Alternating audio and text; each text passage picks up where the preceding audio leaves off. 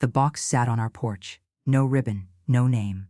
Just brown paper and a crooked line of tape. Frank leaned closer. Looks like Emily finally remembered. My heart didn't move. His always did. The tape caught my eye. A section had been peeled back, then patched with a different strip. Clear, not brown, neat, but not factory neat. Something in me stiffened. "Don't open it," I whispered. "Can't you see?" Frank turned, surprised.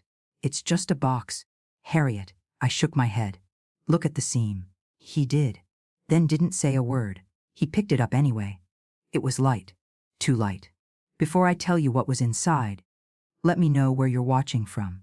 And subscribe if you believe some mothers deserve better than silence." We brought it inside. The air was still. It smelled like yesterday's toast and lavender soap. No flowers on the counter, no call. Just a box. Frank set it on the table, the one we bought after Emily was born. It had a chip on one leg. Held more memories than our attic. He reached for the scissors. I reached for his wrist. Wait. That's when we heard it. A faint rustling, then stillness. Then again. Frank stepped back. "Did you hear that?"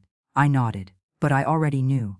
Emily hadn't called in 3 years. No apology, no explanation, just this. Another noise, not scratching, not ticking, just soft friction, like something shifting inside. My fingers trembled, not from fear, from familiarity.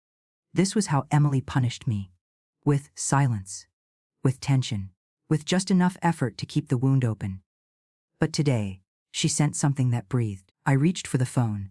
911, what's your emergency? I hesitated. "It's Mother's Day," I said. "A package arrived. No sender. It's making noise." Frank stood still, watching the box, waiting for it to move again. And it did. The house didn't feel like it used to. Even with the box in the next room, still unopened, the weight was everywhere. I sat in the kitchen. Same chair. Same chipped mug. The smell of lavender clung to the curtains. Faded, but still loyal. It always reminded me of her. Emily was 6 the first time she tried to make me breakfast on Mother's Day. I'd woken to the scent of something burning. Rushed into the kitchen barefoot, half alarmed. And there she was. Pink pajamas. Hair wild. Her small hands gripping a metal tray like a trophy. "Don't cry," she said. "I made your favorite." The toast was black. The juice was pulp heavy. But I ate every bite. She watched me with eyes too big for her face, waiting for my smile. I remember thinking, this is what love feels like when it's still simple. That morning, she'd picked a few sprigs from the lavender bush out back, tied them with a rubber band, wrote on the tag, "For Mommy only." The scent was strong, sharp and hopeful. It clung to the fridge door for years after. Now, the lavender in our yard grew wild. No hands came to prune it. No giggles ran through the kitchen. Just silence. I traced the rim of my mug. The ceramic was warm, but my fingers were cold. What happened to that little girl? The one who pressed glitter stickers onto everything. The one who asked if clouds had bones. The one who once whispered, "I'll never make you cry, Mommy, ever." Some promises don't die, they rot. Quietly. Inside the people who made them. Frank walked in. His face told me he was still thinking about the box.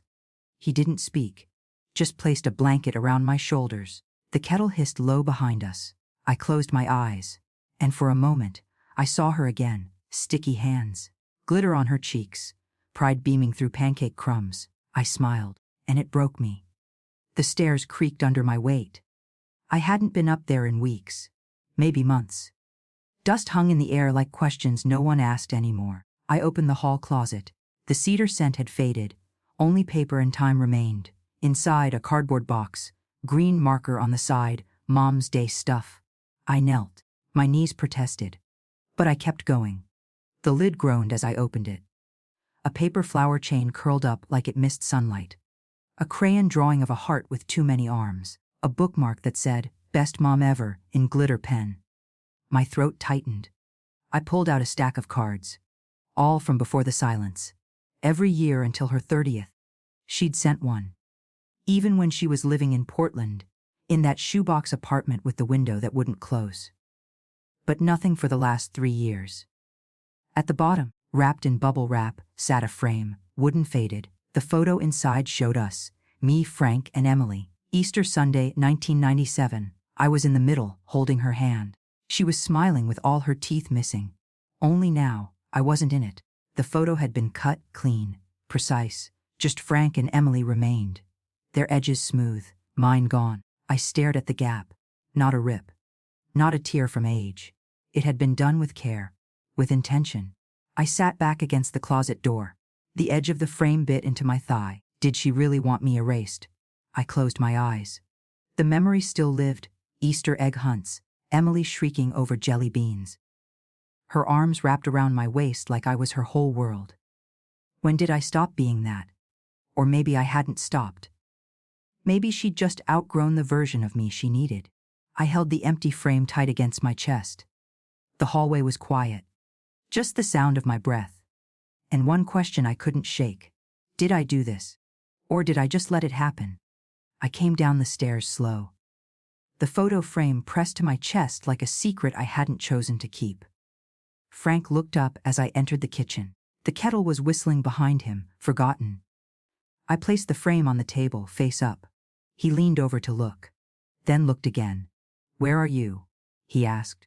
I didn't answer. Not because I didn't want to, but because I couldn't. He picked up the frame gently, turned it toward the light, saw the edge. The clean line. Where I used to be. Why would she do that? I stepped outside. The screen door hissed shut behind me. The backyard smelled like wet earth and late lavender. That overgrown, purple sprawl I once kept so tidy. Now it grew wild, swaying under spring wind. Not cared for, but not dead either. I walked between the rows. Their tips brushed my arms. Soft, forgiving. Frank didn't follow. That was something I loved about him. He knew when silence wasn't a wound, but a shield. I reached the old bench under the pine tree. Sat with the frame in my lap. The sky above was pale blue, just starting to darken. I remembered another day like this. Not Mother's Day, but close. Emily had been 16. We were eating meatloaf. Frank had just come back from a school trip. I asked her something simple. Where she'd been all day. She'd dropped her fork, pushed her plate, and whispered, "You never see me, Mom." Not really. I thought it was just teenage drama, that it would pass. But maybe it didn't. Maybe it settled. Somewhere deeper. And now, I looked at the photo again. No tears, no yelling, just space where I used to be. There's more than one way to disappear. One is slow, kind, chosen. The other, that happens while you're still standing right there. The light came in soft that morning. Not golden, not cheerful, just gentle, like it knew not to wake me too fast. Frank's side of the bed was empty. Pillow still warm. I sat up slow. My back reminded me I wasn't 30. Neither did the quiet. Downstairs, the kitchen smelled like old tea and rain-soaked wood. The frame was still on the table, face up. Beside it, a postcard. It had a drawing of Mount Hood, cursive writing, barely legible now. I knew it by heart. "Miss you, Mom. I'm doing okay. I saw lavender today and thought of you. See Emily, age 21. I used to keep it pinned to the fridge, until the fridge was replaced. Until everything else got replaced too. I made tea, lavender chamomile, out of habit, not taste. The kettle clicked off, and I poured slowly. Watched the steam rise and vanish like memory. That's when I heard it. 3 soft knocks. I opened the door to Mabel. She wore her gardening hat, smudged with dirt, and held a plastic bag. "Morning, Harriet," she said. "This was out by the edge of your yard. Thought it might have blown over." The bag was from Denny's grocery. Same one we used to shop at when Emily still lived here. "Thanks, Mabel. Want to come in?" She smiled, shook her head. "Can't. Basil's chewing the fence again." I waved her off and closed the door. Set the bag on the counter. Opened it, expecting leaves. Maybe a broken rake. Instead, a shampoo bottle, light pink, lavender scented. And not just any kind. The one Emily used in high school. She always said store brand made her hair go flat. Next to it, a gas station receipt. Dated 3 days ago. Fuel pump Faint 4. From the Shell on County Road 9. 3 miles from here. I stared at it. The plastic crinkled as I reached inside. Underneath was a used coffee cup. Lipstick on the lid.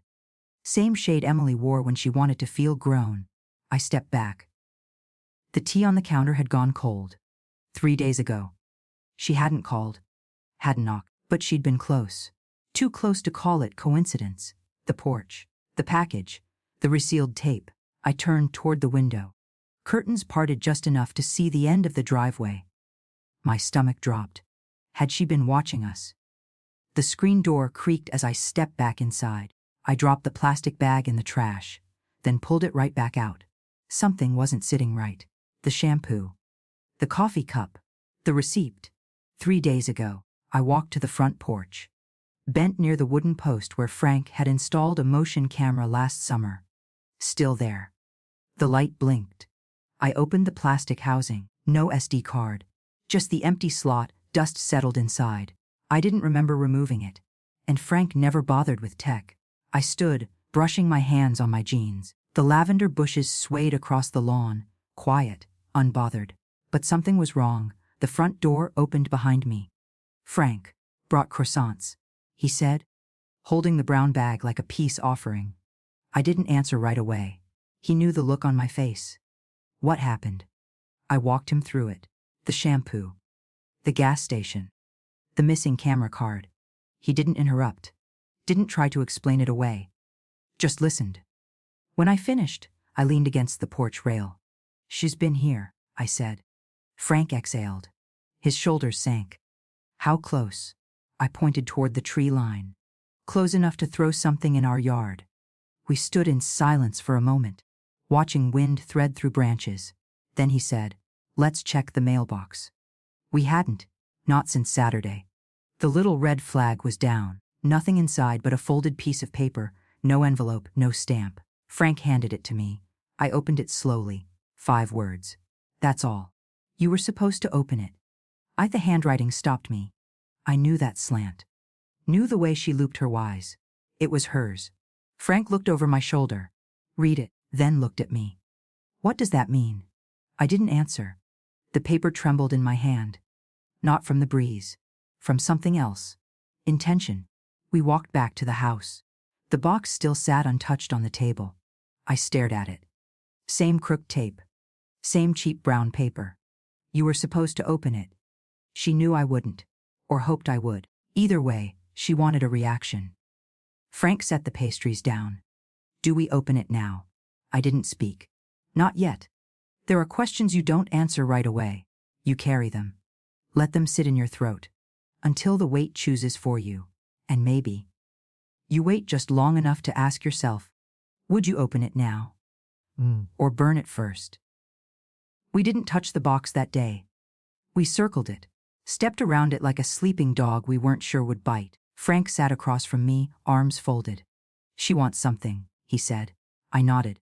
But this isn't how you ask. She's always found a way to ask without asking. He had a point. Emily never begged. She implied. She left gaps she expected us to fill. I just think, Frank said, if it were something dangerous, she wouldn't leave a note saying open it. That's exactly why I don't trust it, I replied. He didn't push. I left the box on the table and walked down the hall. Sat at the desk in the corner of the den. Dust lay in streaks across the keyboard. The smell of pine, scented furniture polish lingered from the last time I tried to care. I opened the laptop. It groaned awake. Every Sunday before the new month, I transferred $300 to each of the grandkids' education funds. Emma was saving for art camp. Jake wanted science kits. They didn't know I did it. That was the point. Keep their dreams alive quietly. I typed in my login, passed the security check, clicked on the education account. Balance 9,80,42,1 but something was off. My eyes went to the activity log. 3 days ago, same day the receipt was dated, 2,000 had been transferred out. Not to Emma, not to Jake, but to an unfamiliar routing number. A new checking account. I clicked for details. The name popped up, bold, familiar. Emily Lancaster. I stared at the screen. Not in anger, not yet. Just disbelief. That account was locked, private, known only to me and the bank manager who'd set it up with my maiden name for extra security. She'd never had access. She shouldn't have had access. My heart picked up pace. I clicked again. Searched for activity on the main household account.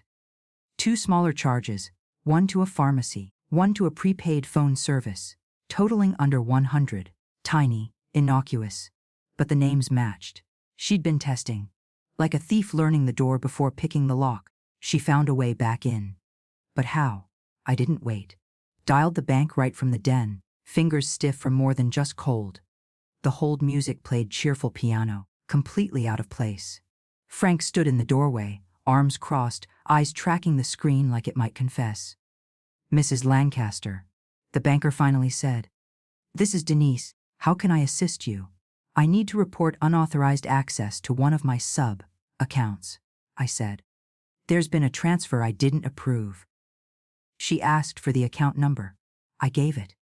Waited while her keyboard clicked in the background. "Okay, I see the transaction." It was verified through the backup email on file. I froze. There shouldn't be a backup email. I removed all secondary contacts 2 years ago. A pause. "Well," she said carefully. "A new one was added on the 18th. Verification sent and confirmed." "What's the address?" She read it. It wasn't mine, wasn't Frank's, wasn't even close. But I knew it. The handle was Emily's. She used it in college, for art submissions and job applications. She once joked it sounded serious but soft. I thanked Denise. Hung up. Frank waited. Didn't speak. I turned the monitor so he could read it himself. Watched the knowledge settle into his face. "She got in," I said. "Without a password, without a call." He exhaled slowly. "She must have had the old forms." "What forms?" "The ones we kept in the side cabinet. You had copies of everything. SSNs, account recovery answers, even your maiden name." I stood. Walked straight to the cabinet in the hall. Bottom drawer, left side. I opened it, empty. Not just messy, not rummaged. Gone, files, folders. The blue envelope with our tax returns. Everything. Frank knelt beside me. Checked the drawer himself, then checked again. "She didn't guess her way in," I whispered. He looked up, eyes darker than I'd seen in years. "She's been inside." We both turned, almost at the same time. All eyes scanning the house like it had betrayed us. No broken locks, no shattered glass, just the quiet rearrangement of trust. And we hadn't even known. I didn't sleep that night. The house didn't feel like ours. Not entirely. I checked every window, locked them all. Twice. Even the one in the laundry room that never quite shut right. Frank offered to stay up with me, but I told him to rest. One of us needed a clear head in the morning. I sat at the kitchen table, the same spot where the box still waited. Untouched. Accusing. The lamp cast a soft cone of light across the tabletop. Everything else faded into shadow. I made tea, let it go cold. Made more. Didn't drink it either. Every creak in the house made my shoulders rise. Around midnight, I got up and checked the attic. Just dust and old furniture. Boxes marked XMS, Pytos, EMIL, AG9. I didn't open them. Wasn't ready. Back downstairs, I sat again, blank page in front of me, pen in hand. I didn't write to Emily. I wrote to myself. "Dear Harriet, if you ever doubt it. You did everything you could. You raised her without a manual. Held her through fevers. Stood in every parent-teacher line. You clipped coupons for her ballot shoes. You skipped dinners to pay for her braces. You stayed when others might have walked. You loved her with the parts of yourself no one else ever saw. You didn't choose this distance. But now, you choose to stop bleeding for it. Love, you." I folded the letter, placed it in the drawer next to the sink. Some truths weren't for anyone else to read, only to be remembered. The clock read 5:41 a.m. The sky was just beginning to change. A soft gray pushing back the dark. Frank's slippers shuffled in the hallway. He didn't say anything. Just poured water into the kettle and sat down beside me. We didn't need words. We'd already said everything, years ago. At 5:47 the doorbell rang, once, clear, decisive. Frank looked at me. I stood, and for the first time in days, I wasn't scared. Not yet. I opened the door slow. Morning air rushed in, damp, pine, scented, a breath colder than I expected. A man in postal blues stood there, holding a padded envelope. "Delivery for Lancaster," he said. His voice didn't match the early hour. Too cheerful. Frank appeared behind me, tightening his robe. "Is it from Portland?" I asked. The man checked. "Return name says E. Lancaster. But no city, just a P.O. box." He handed it over, tipped his cap, and left before I could ask more. I closed the door. The envelope was light, flat, taped carefully, but what struck me wasn't the name on it. It was the address underneath. Not ours, not even close. It read our 121 Pine Hollow Trail, Cabin B, Ash Grove. Frank squinted. "That's the old property out past the tree line." I nodded. "The one she rented that winter. Before everything broke." We hadn't spoken about that place in years. Not since she left the keys on our porch without a note. "She sent something to her old address," Frank said. I corrected him. "No, she sent it from her name to that place. As if someone's still there." We both stared at the envelope. I placed it beside the original box on the table. 2 packages. 2 addresses. Neither fully ours.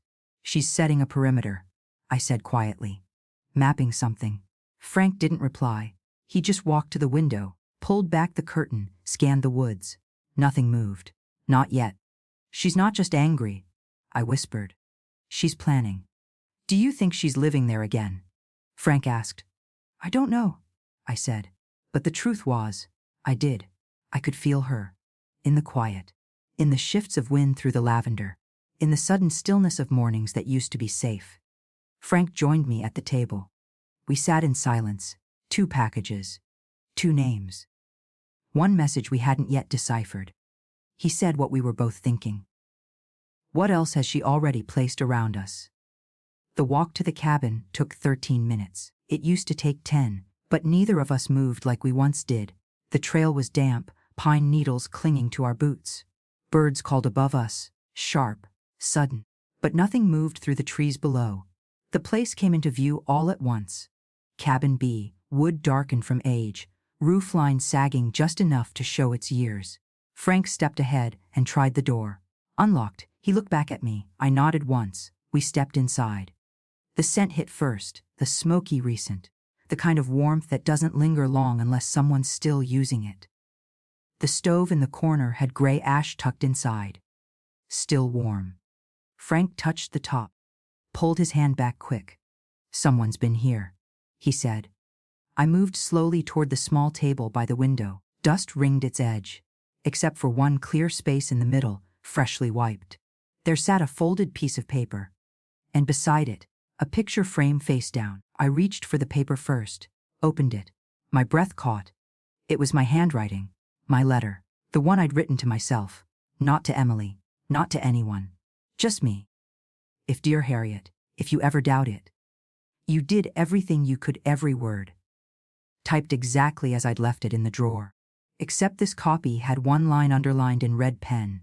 "You didn't choose this distance." Frank stepped up beside me. "Read it over my shoulder." "She was in the house," he said softly. "Last night. While we slept." I didn't respond. My eyes were fixed on the frame. I turned it over. Same Easter photo, but the cutout. The one that had erased me. It was taped back together. Sloppy, jagged edges. My face, rejoined, now crooked under the glass. A puzzle put back wrong. "She's unraveling," Frank said. But he didn't sound angry, just tired. I sat in the single wooden chair. It creaked under me. Outside, the wind picked up, whispering against the windows. "She wants us to know she's close," I said. "Not because she wants to come home, but because she wants us to feel watched." Frank knelt at the fireplace, shifted the ash, pulled out something half buried, a lipstick cap, lavender pink. He held it up. Didn't need to say a word. Emily had been here, sat in this room, read the letter I never mailed, and left it where I'd have to face it again. She wasn't asking for money anymore. She wasn't asking at all. She was rewriting something. But I didn't know what. Not yet. "Would you confront your own child if they watched you like a stranger?" We walked back slower than before. Frank didn't say much. He never did after something heavy. That was always my role. To fill the silence with questions. To stitch worry into words. To circle pain like a dog circling a wound it can't lick clean. But this time, I let it hang. Let the quiet stretch between us like an old rope, frayed, but holding. At the bend in the trail, I spoke, soft, almost afraid of hearing it aloud. She was 17, I said. Frank turned, waited. The first time she left, he nodded. We didn't need more. She left a note under the sugar jar, remember? It was pink paper, curled at the edges, no punctuation. Just 4 words: don't look, I'll be fine. I'd found it while pouring my second cup of coffee. The house had felt wrong. Still, like it was holding its breath. I ran to her room, closet open, shoes gone. She'd taken my old backpack, the one I used in nursing school. Said it was lucky. We searched the neighborhood. I called every number in her phone book, even that one boy I didn't like, the one who wore cologne in math class. She came home 2 days later, burned on one shoulder, silent. I didn't yell, didn't ask. I held her like she might leave again if I let go. She didn't scare me that night. I whispered now. She made me feel replaceable. Frank reached for my hand, held it just tight enough, didn't speak. We got to the house. Everything looked the same, but I knew better now. We stepped inside. The air smelled faintly of burnt tea and closed windows, like something forgotten, and then we saw it. The box, still on the table, but turned. Before, the taped seam had faced the window. Now it faced the wall, as if someone had been watching from outside and didn't like what they saw. Frank walked slowly to the front door, checked the lock, still bolted. He crossed to the back. Windows sealed, no glass broken, no footprints on the mat. I stood frozen in the kitchen, staring at that box like it might speak. She was here, I said. Frank looked at me, brow tight. But the locks. She didn't need to break in, I said, voice flat, colder than I meant it to be. I moved to the drawer under the telephone, the one we kept spare keys in. 3 hooks, only 2 keys. The third, gone. She still has it, I said.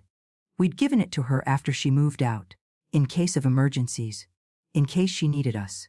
She never gave it back. Not after the arguments, not after the crypto disaster, not after she shut us out. Frank stared at the box. It hadn't moved on its own. She has a key, I repeated, softer now, as if saying it less forcefully might undo the truth. Frank turned to face me fully. She's always had a way in. He didn't mean the door. I hadn't logged into that email account in years. The old one. The one I used for grocery coupons and school newsletters. The one Emily helped me set up when she still called me Mama, not Harriet. I typed slowly, forgot the password twice. Got it on the 3rd try. The inbox was a graveyard. Unread promotions, expired offers, long forgotten reminders from a life that no longer looked like mine. I searched the word, bank. Pages loaded, monthly statements, routine updates, spam pretending to be urgent. Then, one subject line stopped me cold. The spouse confirmed delegated access. You've been added as an authorized financial proxy. I clicked it. The sender was legitimate.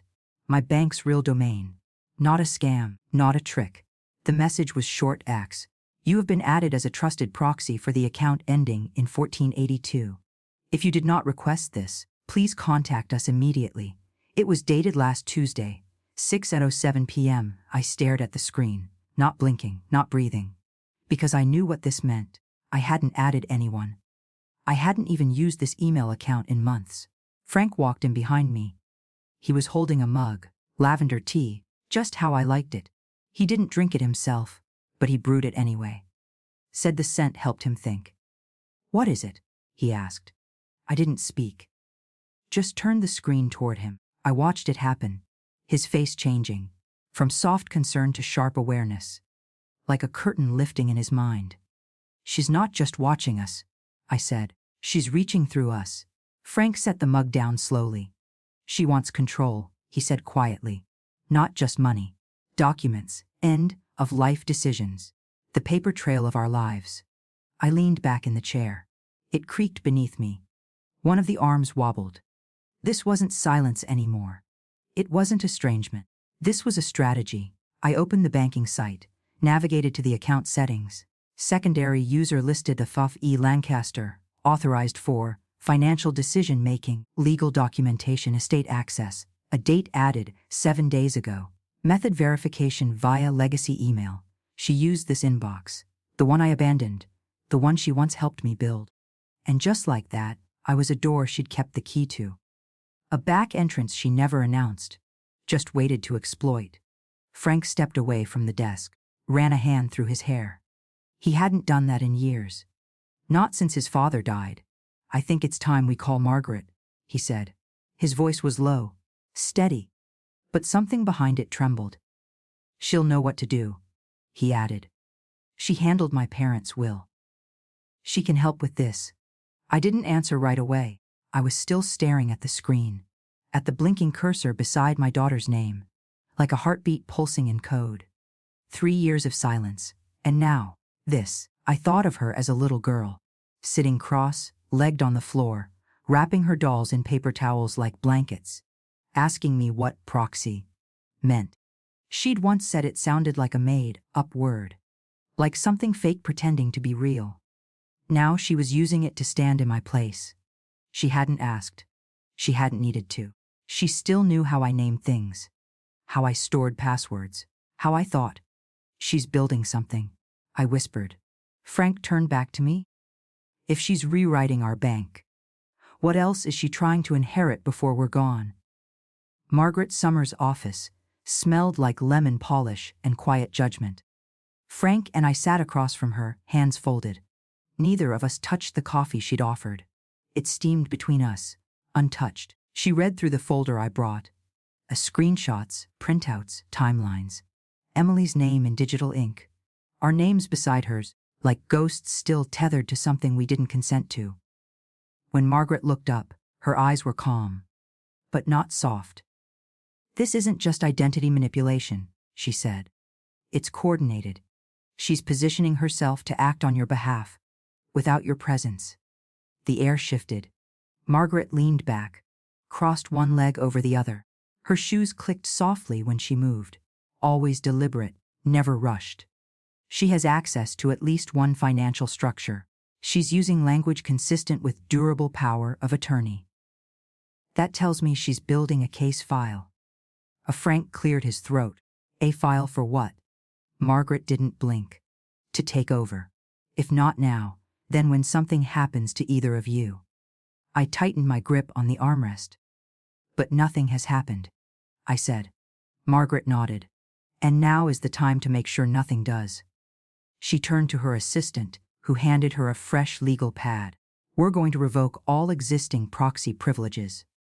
That includes bank authorizations, digital access, and healthcare directives, just in case she's forged anything deeper." I swallowed. The word, healthcare, lodged in my throat. "She could do that?" I asked. "Claim medical decisions." Margaret set down her pen. "Not today, but she's close." A silence fell. Outside, someone was trimming hedges. Sharp snips, methodical and fast. The sound made my hands sweat. "She was my little girl," I said quietly. "She used to ask permission for extra juice. Now she's filling in lines with my name on them." Frank placed his hand on mine. Didn't squeeze. Just enough weight to say, "We'll fix this." Margaret resumed writing. "I'm also going to rewrite your estate structure," she said. "New will, new medical proxy, new financial map." She looked up. "You can still leave something for the grandchildren. We'll set up an educational trust they can access directly when they come of age." Frank nodded. "And Emily?" Margaret paused. "That depends on what you want." I stared at the blank space in front of me. The coffee had gone cold, so had parts of me. "I want peace," I said. "But I want it protected." She circled something on her notepad, then underlined it. Frank looked at me. "Do I take her out of the will?" His voice cracked on the last word. I didn't answer at first. Just watched the steam curl off that untouched cup. How quickly it vanished when no one paid attention. How fast warmth leaves a thing once it's left alone too long. "She's trying to erase us," I whispered. Frank nodded, eyes on mine. "Do we erase her before she erases us legally?" The ceiling fan clicked in slow rhythm. It was past 2 a.m., but I couldn't close my eyes. Not all the way. The bed felt too big, the covers too light, my thoughts too loud. Frank slept beside me, one hand resting on his chest. Steady, calm. I envied him, not for the sleep, but for the peace that made it possible. Tomorrow, I would sign papers. Legally remove Emily from the will. Redraw our life map. Not with her. I turned onto my side. Faced the window. The moon hung low, dimmed by cloud and distance. I used to love watching Emily sleep. Her little fists curled under her chin. The way her hair tangled over her pillow like wild thread. She always kicked her blanket off by midnight. I'd tiptoe in, pull it back over her, press a kiss to her forehead, and she'd whisper, half dreaming, still here. Always, I'd say. Always. But always doesn't last, and even if it does, it changes shape. I closed my eyes and let the memory come. She was 9. It was a windy spring. We'd spent the afternoon building a kite from grocery bags and yarn. We'd painted it blue, added yellow stars. When we brought it outside, it refused to rise. Over and over, it slammed back to earth. Emily had cried. Maybe the sky doesn't want us, she'd said. I knelt beside her, held the string. We just have to keep pulling, I told her. Not everything flies the first time. She sniffled, wiped her nose on her sleeve. Then she said something I never forgot. I'll always fly with you, Mama. Even if I don't fly high.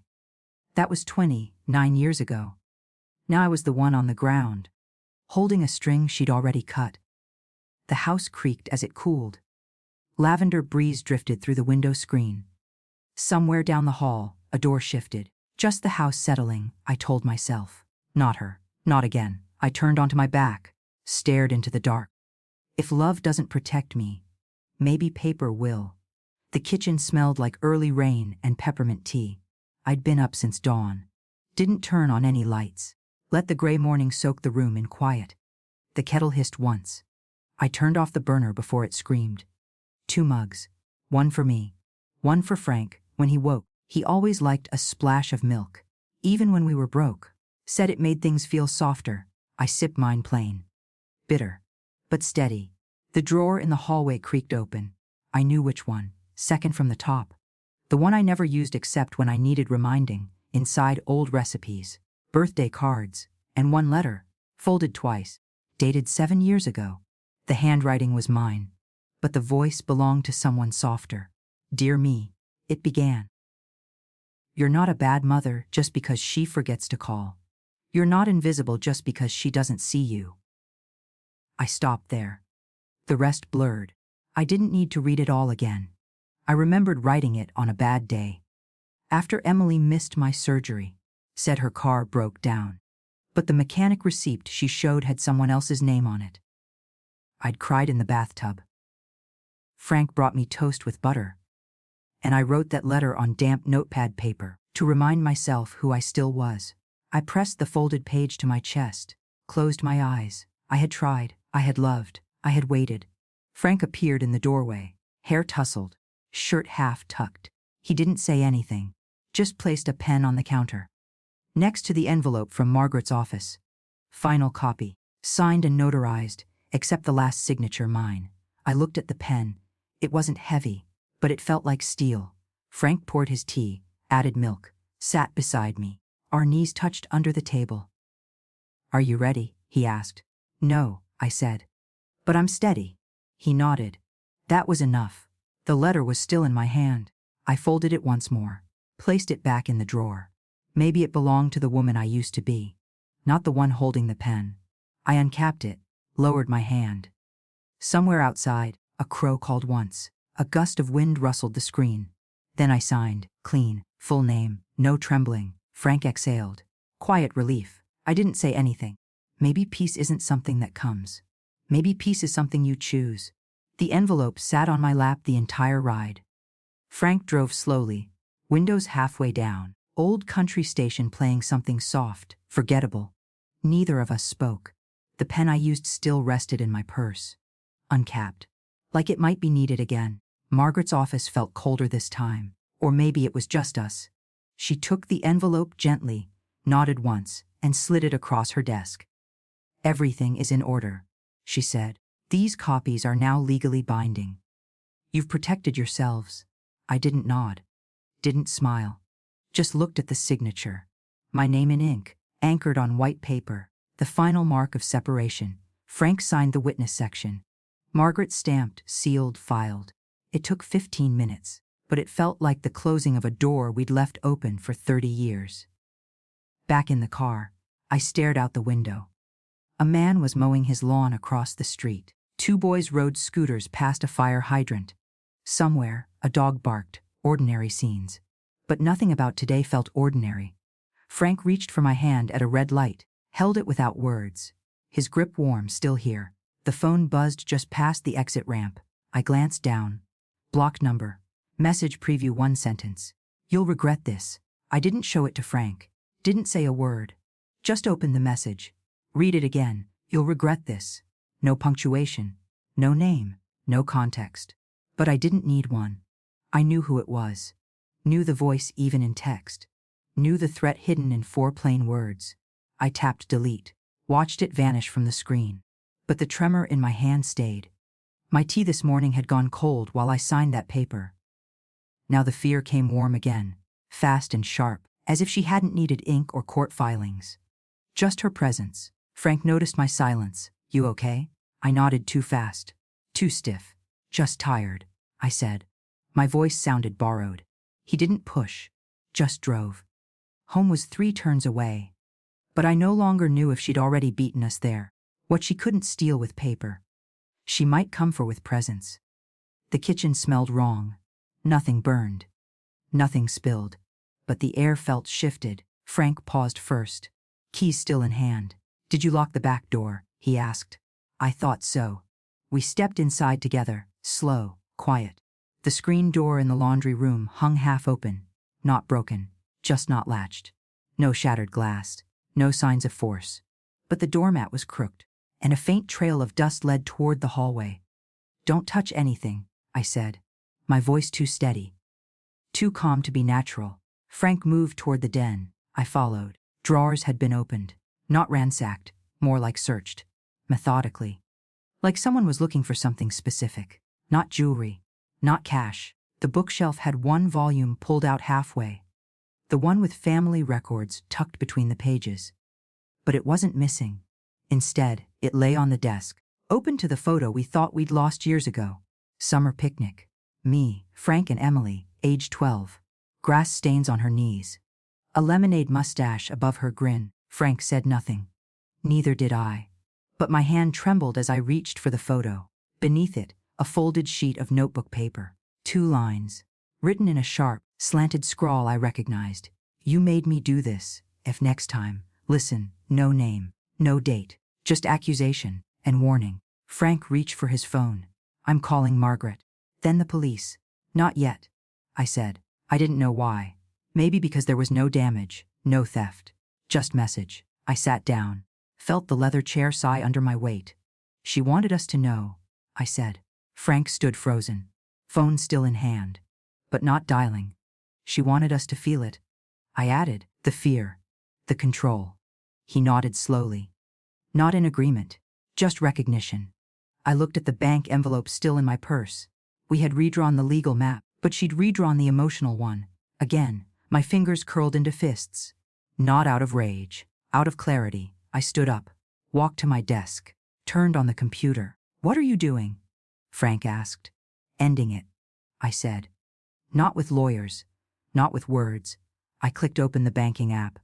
The cursor blinked in rhythm with my pulse. I hovered over the last automatic transfer. Scheduled every month. Like clockwork, like habit, like hope. And then, I clicked cancel. Confirmation window popped up. Are you sure? This action cannot be undone. I pressed yes. For the first time in years, I meant it. The cursor blinked again. 1 transfer canceled. But it wasn't enough. I opened the full payment schedule. Line after line, monthly, quarterly, yearly. Frank stood behind me. His hand on my shoulder. Not pressing. Just there. I clicked through the tabs. First, a 58 for Emily's gym membership. A boutique place with eucalyptus towels and aromatherapy spin classes. Cancel. Next, the $212.40 for Emma's music lessons. She hadn't shown up in 3 months. Cancel. Cord $89.99 for 3 different streaming services, none of which Frank or I ever used. Cancel. A $154 for Peter's phone bill. He once claimed it was bundled with the kids' school apps. Cancel. Each click felt like peeling off a layer of skin, but also like rinsing it clean. My pulse slowed, my breath deepened, until one line caught my eye. Scheduled 5,000 transfer to external account. Description: for education support. Trust prep. Datey today. I blinked. Frank leaned in. That's the old college fund setup, he said. For the grandkids. No, I said slowly. The actual trust is with Margaret. This account. This is separate. I clicked the details. The recipient wasn't a registered trust. It was a personal checking account, ending in 2847. Emily's old number. The transfer was set for 500 p.m. I looked at the screen clock. 447. 13 minutes. It had been queued months ago, probably by Emily, during one of our crisis weeks. She'd framed it as, just in case the school needs to bill us fast. Frank whispered, cancel it. But the system asked for authentication. Password. Security question. First pet's name. I typed Pepper. Our terrier from 1987. Dinneed. Frank tried his Dinneed. I tried all caps. Birthdays. Anniversaries. Nothing worked. It's been changed, I said. Someone changed our security answers. Frank stepped back, running a hand through his hair. I clicked, request manual cancel. A message popped up: requests after 40:30 p.m. will process next business day. I stared at the words, then at the clock. 4:50. 10 minutes left. I opened the live chat window, typed fast. A Yargin unauthorized scheduled transfer. Need immediate freeze. The response came: estimated wait time, 18 minutes. Frank let out a long breath. We won't make it in time. I stared at the screen. Felt the tea I'd had that morning churn in my stomach. She hadn't needed to break in to scare us. She'd already programmed the theft. I slammed the laptop shut. Frank flinched. I stood, paced once, twice. My mind flicked through options. Too late to stop it online, but maybe not too late to stop it at the source. I grabbed my coat. We're going to the branch? I said. Frank grabbed the keys without question. As we ran out the door, I glanced once more at the wall clock. 41:02. Maybe justice didn't need a courtroom. Maybe it just needed speed. The traffic light turned red. Again. Frank gripped the wheel tighter. I swear this intersection always knows when we're in a hurry. I didn't answer, just watched the clock on the dashboard. 4:54 p.m. The bank was 3 blocks away. But the street crawled like syrup. Families crossing, a food truck unloading, a cyclist blocking our lane with a slow, steady rhythm. I wanted to scream. Frank turned right illegally. A horn blared. I didn't care. 456. He pulled into the bank's lot like it was an emergency bay. Parked crooked. Engine still running. I ran. My shoes slapped the tile. The teller at the front desk blinked up, startled. Please, I said. I need to stop a scheduled transfer. 5,000. It's urgent. It's fraud. She hesitated. Mom, our systems lock automatic transactions 5 minutes before processing. I know, I said, breathless. But it's not 5 yet. I slid my ID across. Frank arrived behind me, panting. The teller typed quickly. Name: Harriet Copland, P.I. 1874. Her eyes widened as the account popped up. It's pending. You've got 30 seconds. Cancel it. She looked over her shoulder. I need a supervisor to override. Hold on. She vanished behind a frosted glass door. The lobby ticked with quiet music and the buzz of fluorescent lights. I stared at the screen over her desk. I scheduled 5,000 transfer, 4:59 p.m. the 4/4/50/80/21. Frank stood beside me silent. I could hear my own heartbeat in my ears. Then, the teller returned, followed by a woman in a blazer. We're freezing the account, the supervisor said. Click. Tap. One more key. Transfer denied. Time of cancellation, 45:09:32. I let out a noise I didn't recognize. Relief, maybe. Or grief. Frank wrapped his arm around me. The supervisor handed me a printed confirmation. You should change all your access settings. Today, I nodded. Felt older than ever. We sat in the car afterward, doors closed. The sun hit the windshield. Too bright. Frank placed the slip of paper in the glove box. Didn't say a word. I opened my phone, went back into the banking app.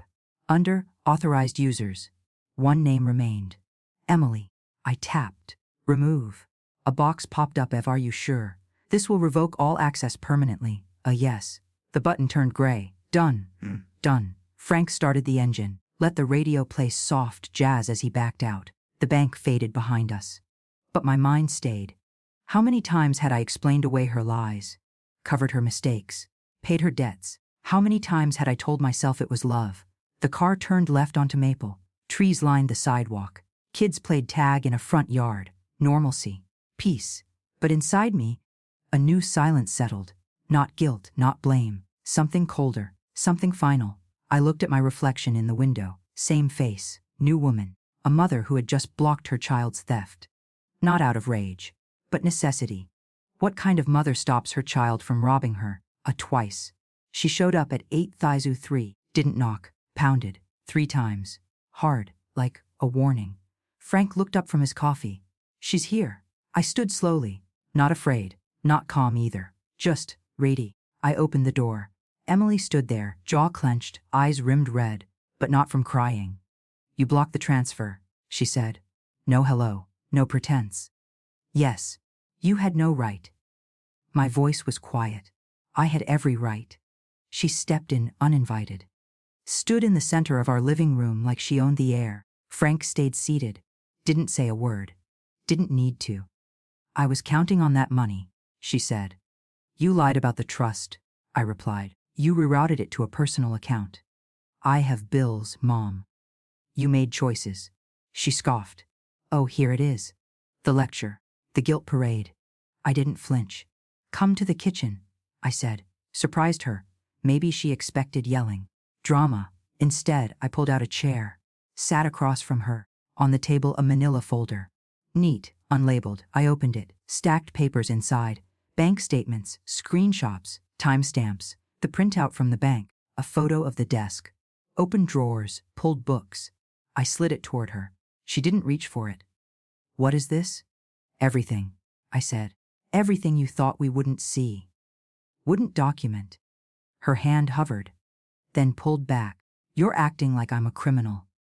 You're acting like we're fools. That hit. For a second, just one, her eyes flickered, then hardened. I'm your daughter?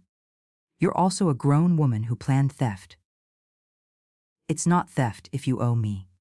I stared at her. The money you feel entitled to is not love. Silence. Heavy. Almost sacred. Frank stood then, poured another cup of coffee. Didn't offer her any. Emily looked at me, still defiant. But quieter now. I pushed the folder closer. This ends now. You are no longer part of our finances. She blinked. As if those words didn't compute. As if they'd never once crossed her imagined timeline. You can't mean that. I do. Her hand gripped the chair edge, knuckles white. And then, she laughed, short, bitter. That's fine, she said. Her phone was already in her hand. But maybe the internet should know how cruel you really are. I didn't move, didn't blink, just watched as she held the phone up, camera angled slightly down, ready for a sob story. Maybe I'll tell TikTok what it's like, she said, to have a mother who freezes your accounts and throws you out on Mother's Day week. Her thumb hovered above the record button. Frank exhaled sharply. I didn't raise my voice. Didn't plead. You do what you need to do, Emily. She blinked, thrown off, maybe. But before you hit record, I said, you should know we've already spoken to Margaret. That name stopped her thumb. Midair. You what? Our lawyer. She filed everything this morning. Emily lowered the phone slightly. I don't care about your dusty lawyer. She also advised us to document any false claims you might make online. That landed. I saw the flicker of it. Fear, cut by arrogance. You're threatening me now. No, I said. I'm warning you. Frank added softly, libel's still a crime, honey, even if it's in pixels. Emily set the phone down.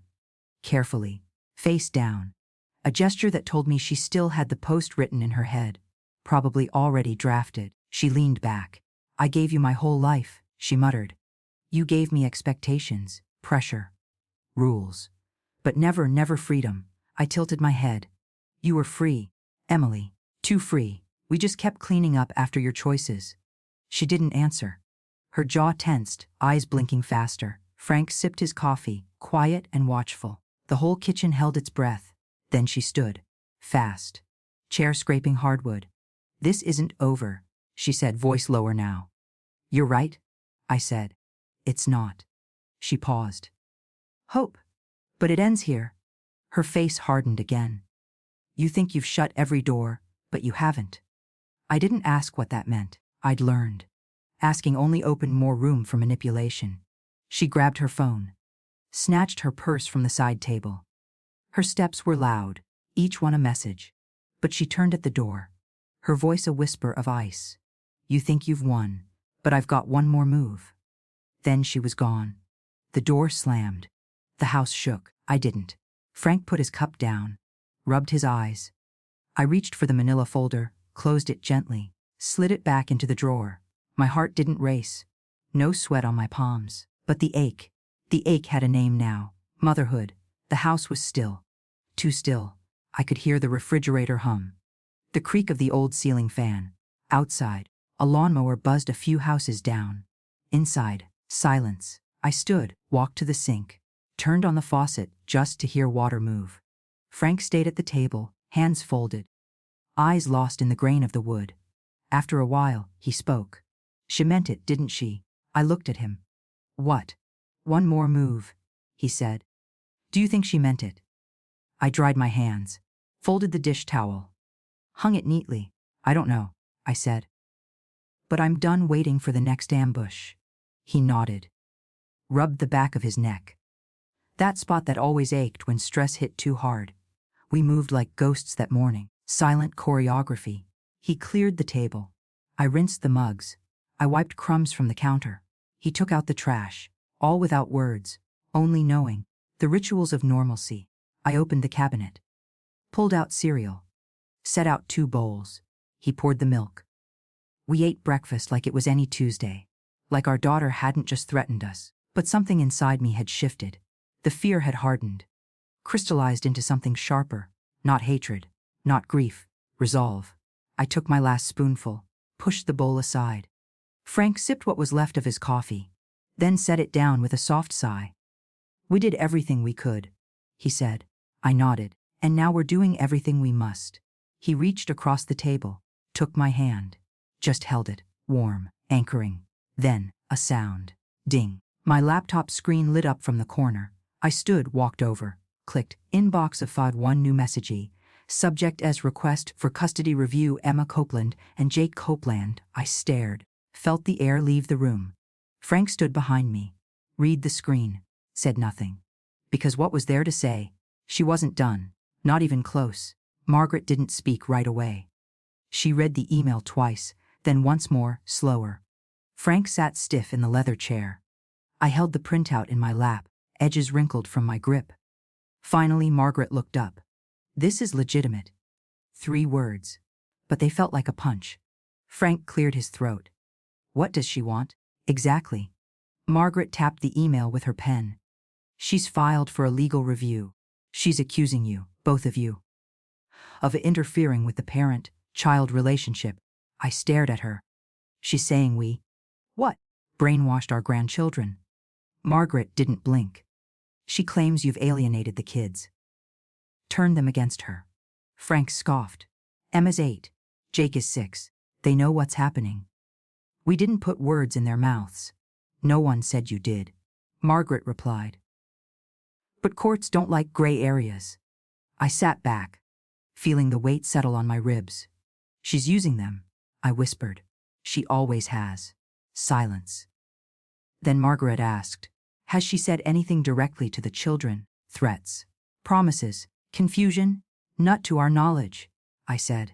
But she's kept them from us before. Whenever we say no. Margaret nodded. That pattern matters. Frank shifted. So what happens next? Margaret folded her hands. If this becomes a court case, it will get messy. You'll be asked to defend your relationship with the children. And your daughter will accuse you of poisoning it. I didn't speak. Not yet. Because I was thinking, not about lawyers, not about court, but about Emma's drawing still hanging on our fridge. Stick figures with gray hair, and the words, "Grandma makes me safe." Then Margaret leaned in slightly, her voice softer, sharper. "Would you ever consider fighting for custody instead?" I didn't answer right away. The word, custody, hung in the air, like smoke that wouldn't clear. Margaret waited, hands folded, eyes steady. Frank stared at the carpet. I could hear the ticking of her desk clock. "I never wanted this," I said finally. "No one ever does," she replied. I shook my head. "She's their mother. And I was just supposed to be the safe place. Not the battlefield." Margaret leaned forward slightly. "You're still the safe place. But if you don't act now, she can petition the court to limit your visitation rights. She could succeed." Frank looked up at that. "She'd keep them away permanently." "She's building the case for it," Margaret said. "Her emails, the recording threats, all designed to show interference." I felt my throat tighten. "She's using them like chess pieces." "No," Margaret corrected gently. "She's using them like leverage." I thought of Jake's soft voice, reading aloud from his dinosaur book. Emma's tiny fingers tracing cake frosting on our anniversary last year. What would they think when the visits stopped? When Grandma and Grandpa just disappeared, Frank finally spoke. "If we do this, what happens to them in the meantime?" Margaret nodded. "They stay with her, unless the court grants temporary guardianship, which is rare, but possible if there's enough concern." I turned my gaze to the bookshelf behind her. On it sat a silver frame. Margaret's own grandchildren, probably. I imagined what she'd do if someone tried to sever that bond. Then I looked at Frank. His face was pale, but there was steel in his eyes now. He gave the smallest nod.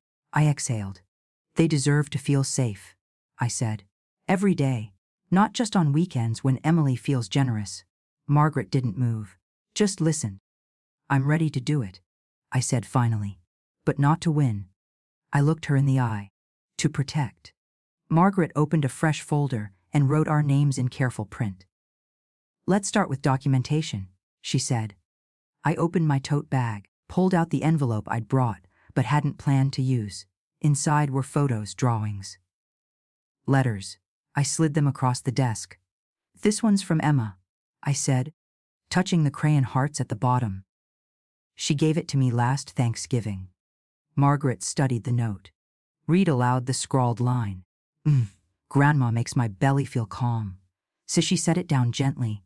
Frank reached into his wallet, pulled out a faded slip of paper.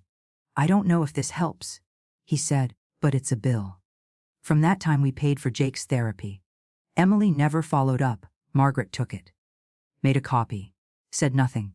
I kept going. Printouts of text messages. Calendar logs of missed visits. Screenshots of Emma asking, "When can I come back?"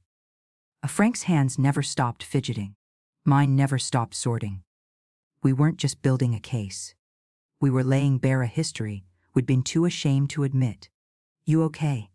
I whispered to him. He gave a quick nod, then added, "Just wish it hadn't come to this." "I know." Margaret stacked the papers. Tidy. Precise, professional. Then she paused. Looked up. "You may not believe this," she said, fingers resting on the file. "But you have a case strong enough to win." We didn't talk on the drive home. Frank kept both hands on the wheel. I watched the trees blur past, golden leaves spinning in slow motion. It wasn't sadness I felt. Not quite fear either. Just that heavy pause before something permanent changes. At the red light, Frank asked, "Do you think they'll understand?" Emma and Jake. I didn't look at him. "I think someday, when they're old enough to remember clearly, they'll remember who showed up." He nodded. We passed their school on the left, a red brick building with a chain, link fence and faded monkey bars. Frank pulled over without asking. We sat in silence watching second graders tumble across the yard, backpacks swinging. Lauder sharp and high. I remembered the first day we picked Emma up from here, her hand in mine. shoes on the wrong feet. She'd lost her lunchbox, but she hadn't cried. Just said, it wasn't that hungry anyway. My throat tightened. Frank reached across the console, rested a hand on my knee. I hate that it's come to this. I know, I whispered. But I also know she left us no choice. We watched the kids a little longer. One little girl with curly blonde hair chased a boy with light-up sneakers. They laughed like the world was soft. Emma used to laugh like that. Even if she never calls me grandma again. Even if she grows up hearing only one side of this story. I will still know that I stood up when it counted, that I refused to disappear quietly. The dashboard dinned. New message, blocked number. Frank saw it first. He passed me the phone without a word. I read the screen. You made a mistake. No name, no punctuation. But I knew, and somehow the quiet rage in those 4 words scared me more than any screaming ever could. I deleted the message. Didn't show it to Frank. Didn't say the name, that was already thick in my throat. Back home, we sat on the porch as dusk crept over the yard. The air held that early autumn chill, the kind that nips at your knuckles but doesn't send you inside just yet. Frank brought out tea. Didn't ask questions. Didn't need to. I cradled the mug in both hands and watched the sky darken. Behind me, inside the hall closet, was a shoebox wrapped in a faded baby blanket. I hadn't opened it in years. But tonight felt like the right time. I went inside. The box creaked when I pulled the lid off. Inside, a drawing Emma made when she was 5, me, her, and Frank with triangle bodies and lopsided smiles. She'd written, "Grandma is my sunshine." My breath caught. There was also a crumpled birthday card with glitter that still rubbed off on my fingers. A photo of her asleep on our couch, curled up with Jake, and a stack of books. I carried the box to the porch. Frank looked over but didn't speak. I took a pen and the back of a grocery list and began to write. Not a plea, not an explanation, just words from a woman who refused to let love be rewritten by noise. Dear Emma, I wrote. If someday you wonder who kept showing up, it was me. Every Friday pickup, every school play, every scraped knee and bedtime story. I paused, then added, I didn't fight your mom. I fought for you. I folded the note, placed it back inside the box, sealed the lid. The sky had gone fully dark now, porch light buzzing faintly. Frank reached for my hand. We sat like that until the crickets took over. And I thought, if someone ever tried to erase you, would you fight back quietly, or out loud? Months passed. We didn't hear from Emily. Not a word. But the silence wasn't heavy anymore. It was clean, like air after a storm. Sometimes, we'd get updates through the school office. Emma made honor roll. Jake started music class. Little pieces of their lives still floated back to us. We never showed up uninvited. Never forced anything, but we kept the porch light on. Just in case. Some evenings, I'd sit with that box on my lap, wondering how it all turned sideways. Wondering if Emma would ever read my letter. But then I'd remember. I didn't write it to be read. I wrote it so I wouldn't forget who I was. A grandmother. A protector. A woman who chose quiet justice over loud revenge. If you've been erased, belittled, made to feel disposable in your own family, let me say this. Dear, you're not alone. We don't heal by fixing others. We heal by refusing to disappear.